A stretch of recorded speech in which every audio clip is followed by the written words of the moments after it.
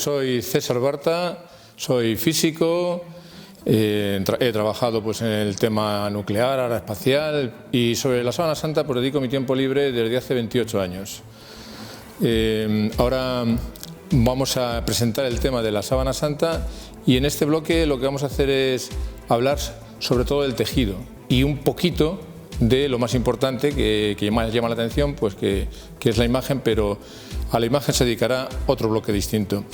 La Sábana Santa de Turín, o síndone, que es como el Evangelio llama a la mortaja de Jesucristo, y además en Turín también la conocen como la síndone, pues es un lienzo muy grande que tiene 4,37 metros de largo.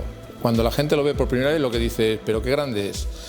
Y es así de grande por su destino, porque tenía que ser de esa longitud para envolver un hombre por delante y por detrás. Que ahí vamos a ver lo primero, la utilización de esta sábana. Es larga pero relativamente estrecha. Entonces, actualmente los judíos utilizan también ritualmente un lienzo limpio, grande, digno para enterrar a sus difuntos. Pero eso ya lo hacían hace 2000 años.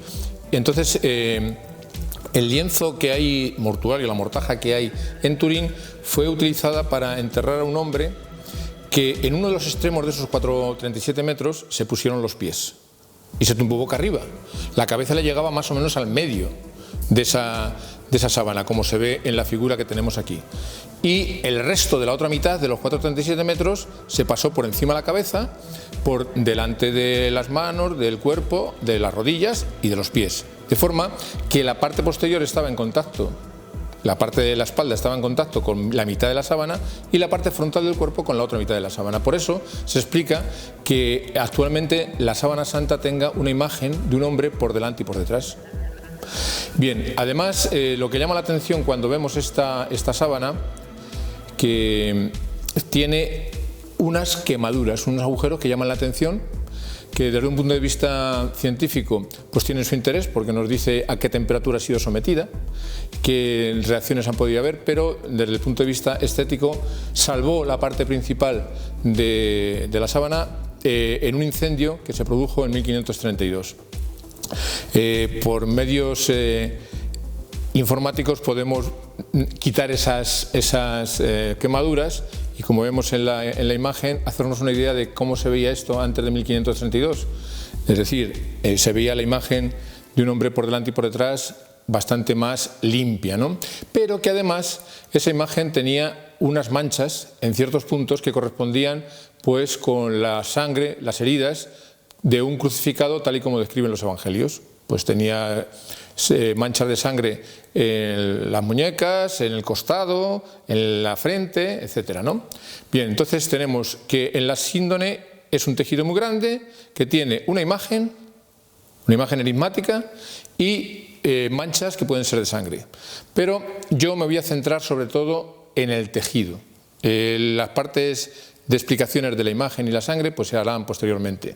El tejido es una confección muy particular, se llama sarga de 3 en 1.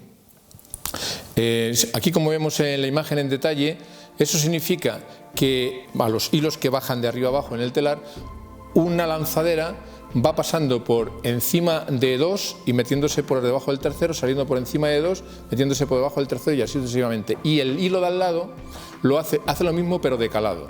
Y eso es la sarga 3 en 1. Que es distinta, es un intento de sacar un tejido por de cierto valor. Evidentemente, para sacar este tejido adelante hubo que echarle muchas horas, lo cual significa que es caro. Es un tejido que no es cualquier cosa, no es hecho de cualquier manera. Por tanto, podría ser digno de un ritual funerario judío. Es curioso que en la época de Jesucristo, se había extendido bastante la costumbre de hacer una demostración de lujo en las mortajas de los difuntos, lo cual comprometía a las familias más humildes.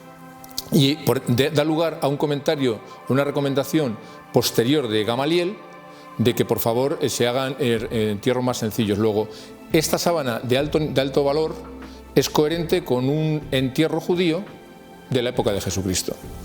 Bien, ¿y hay otros tejidos de este tipo arqueológicos y tal? Pues podemos decir que casi es un tejido único si juntamos todas sus características, que sea de lino, que sea una sarga en 3 en 1 como he comentado, que la torsión del hilo sea en Z, es decir, el hilo, las fibras del lino, el vegetal, se pueden retorcer en un sentido o se pueden retorcer en otro.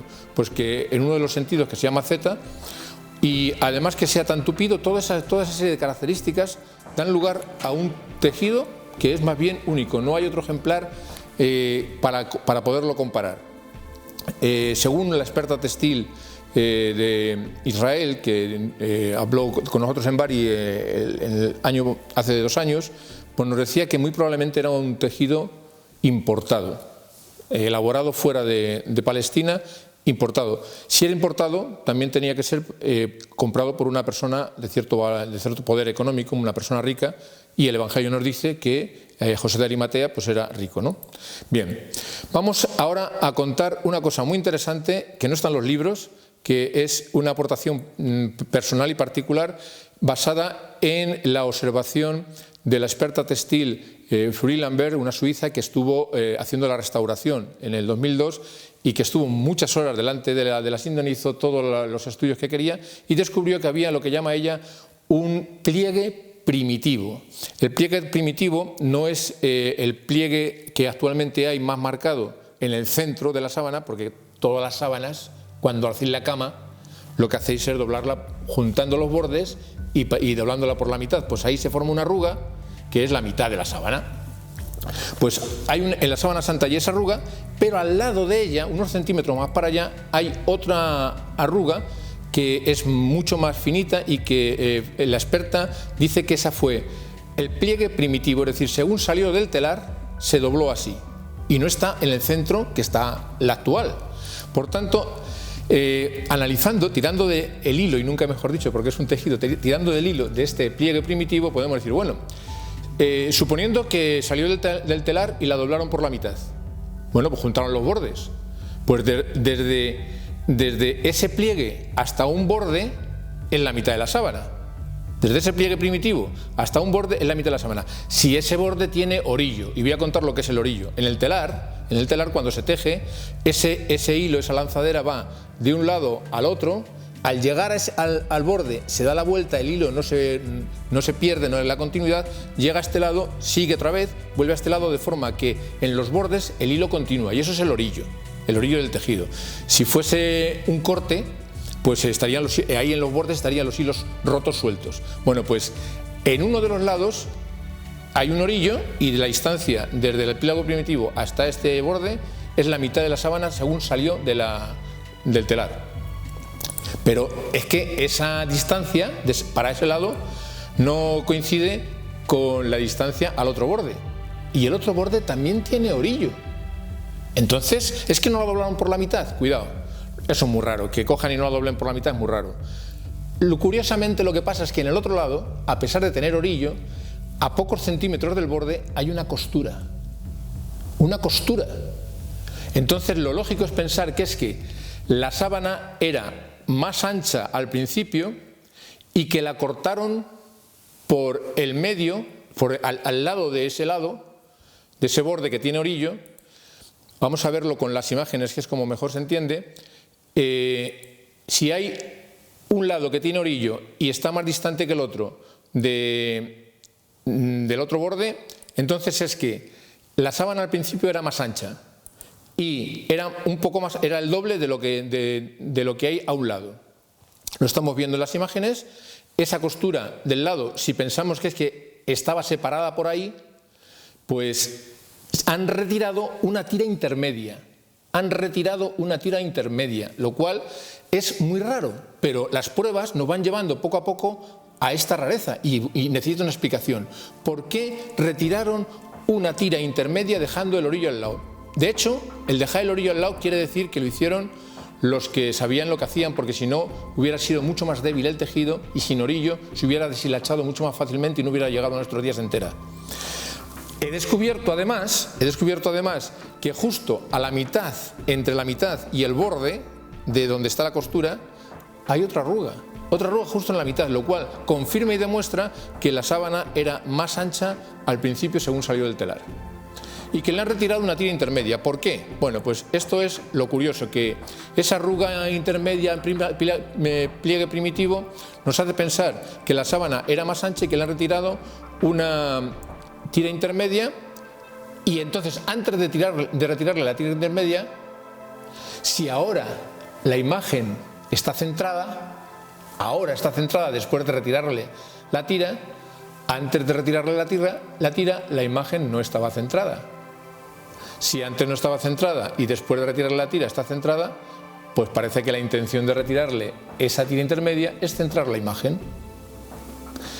De forma que, tirando del razonamiento, si resulta que han hecho esta intervención para centrar la imagen, es que la imagen no estaba centrada, y descarta el que fuera de un artista, porque tiene que ser un artista. Una paradoja muy grande, un artista que hace una imagen increíblemente perfecta y buena y resulta que no la centra. Entonces voy a resumir la idea. Tenemos una sábana más ancha que no tiene la imagen centrada, que le retiran la tira intermedia, la vuelven a coser para centrar la imagen, una tira de 4,2 centímetros, y ahora ya después de recoserla queda centrada. Esto nos induce a pensar que la imagen fue fortuita, que no fue realizada de forma intencionada por un artista. Tirando de la arruga inicial, pues vemos que se sacan conclusiones insospechadas.